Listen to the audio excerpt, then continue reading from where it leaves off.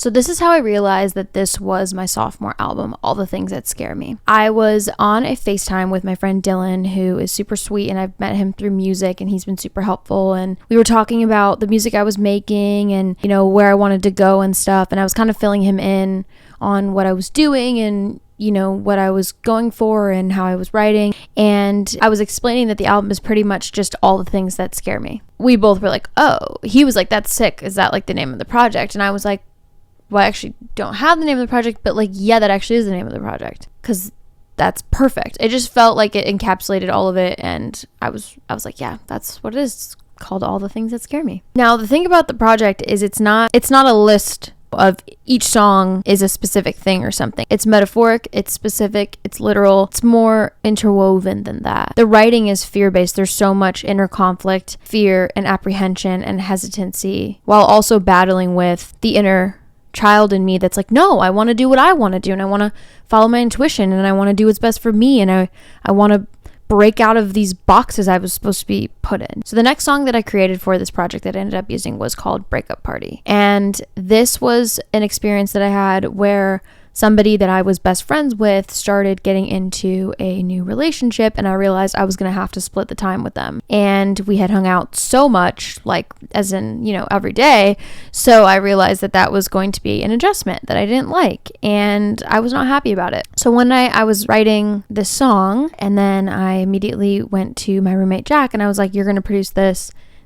You're gonna love this. And he did, and he was like, yeah, let's do it. So I think we like might have started working on it that night. I would say I'm really intentional about the producers that I choose, while also allowing happy accidents. But I do think a lot of the time when I write a song, I'm like, yeah, I want them to do it, because they all have different strong suits, you know? The next songs I wrote were Obstacles Dissipate and All the Things That Scare Me intro. So those I actually did in the same day. For All the Things That Scare Me, I was just kind of playing around on the piano and playing with different sounds and stuff. And I knew that I wanted it to be like this intro that brings you into the world. And it absolutely is. There's so many random sounds and messages and things that happen in the beginning of the song, and then it really takes you into this project. And so I actually was playing the piano, and then I just started like, you know, making the beat, like I created the beat with my leg. Like I just was like, dun, dun, dun. And then I also brought that to Jack, and I was like, he does all my intros. So I was like, let's go, let's make this happen. And then I wrote Obstacles Dissipate, which is funny because I wrote them in the same day, but it's the first track and the last track on the record, and they completely opens the record and completely wraps up the record. So it's really funny that it was like in the same energy, obviously, because it was written the same day. But I was in my room at like 12 in the night, and I started seeing, like, I don't want to say a vision. I just started like watching this movie in my head, and it was me winning a Grammy, and JJ, who is like my best friend in the world, and he mixes all of my stuff, and he mixes this entire record, and he took care of this record like it was his own. We like look at each other and we just start laughing, and we're just like, bro, what? Like, it worked. Like, we're just like laughing so hard because of like just the amount of time and effort that we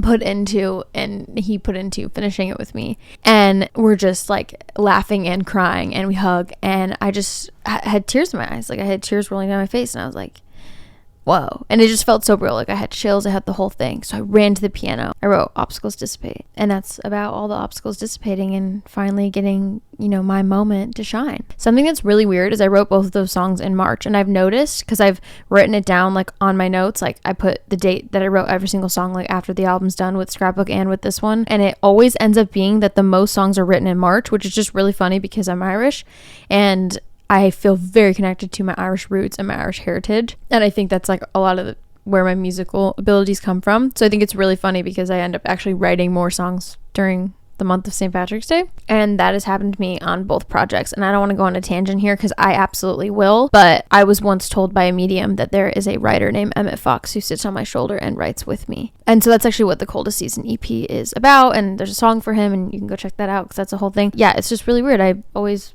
write the majority of my songs in March. So at this time in my life, I felt like I had finally settled into LA. I felt like the first 2 years were a huge adjustment and really hard to find friends. And then at this time, I had been introduced to a million people in the industry, and I was always going to shows, and I was always meeting new people, and I was actually getting to know more people and getting in more sessions and stuff. So I felt like I felt like this was home, and I felt like I had really adjusted to being here. I was constantly going to shows and random events, and I had actually experienced influenced some of the dating scene. Because of that, I was so inspired by my life here and the people I was meeting, and that was a huge part of the inspiration. Honestly, this project is really not about love. I think, in some aspect, every song is about love and hate, because it's like you love something or hate something, but they're really not. In Road Rage, I talk about people who suppress their emotions and then it comes out in road rage or random things like that. I talk about making the industry. The interlude is something really special from my childhood.